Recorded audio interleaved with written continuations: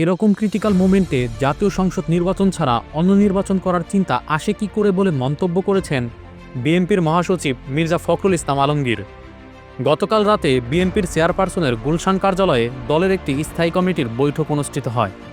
এ মিটিংয়ে ভার্চুয়ালি যুক্ত হন দলের ভারপ্রাপ্ত চেয়ারম্যান তারেক রহমান।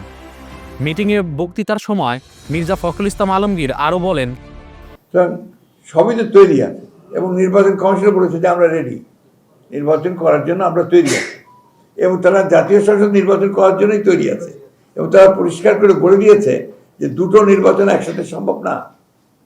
সুতরাং এটা আজকে জাতির স্বার্থে আমাদের মাঝে মাঝে আমি নিজে অবাক হই, আমরা অবাক হই আর কি, যে এরকম একটা ক্রিটিক্যাল মোমেন্টে জাতীয় সংসদ নির্বাচন ছাড়া অন্য নির্বাচন করার চিন্তাটা আসে থেকে। এটা গেল 1 নম্বর। 2 নম্বর, নির্বাচন পেছানোর চিন্তাটাই বা আসে থেকে। কারণ এটা তো আপনার একদম প্রথম ব্যাপার। আপনি দেশকে যদি একটা রেল লাইনের উপর ঠিক তুলতে চান, সংস্কার তো আছে, সংস্কার একটা চলমান প্রক্রিয়া।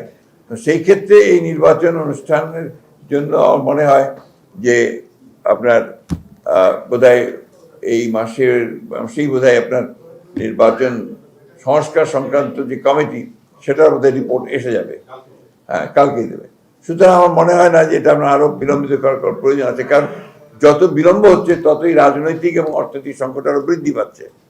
কারণ আমরা বারবার করে বলছি যে আসলে নির্বাচিত সরকারের কোনো বিকল্প নেই, এটা গণতন্ত্রে এটাই হচ্ছে সবচেয়ে ইম্পর্টেন্ট বিষয়।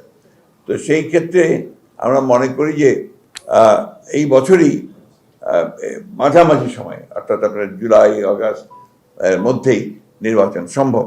এবং আমরা এই কারণেই আমরা সরকারকে আহ্বান জানাচ্ছি, নির্বাচন কমিশনকে আহ্বান জানাচ্ছি এবং রাজনৈতিক দলগুলির প্রতি আহ্বান জানাচ্ছি যে দেশের বৃহত্তর স্বার্থে এই বছরের মাঝামাঝি সময় নির্বাচন অনুষ্ঠানের জন্য আমরা ব্যবস্থা নিতে পারি।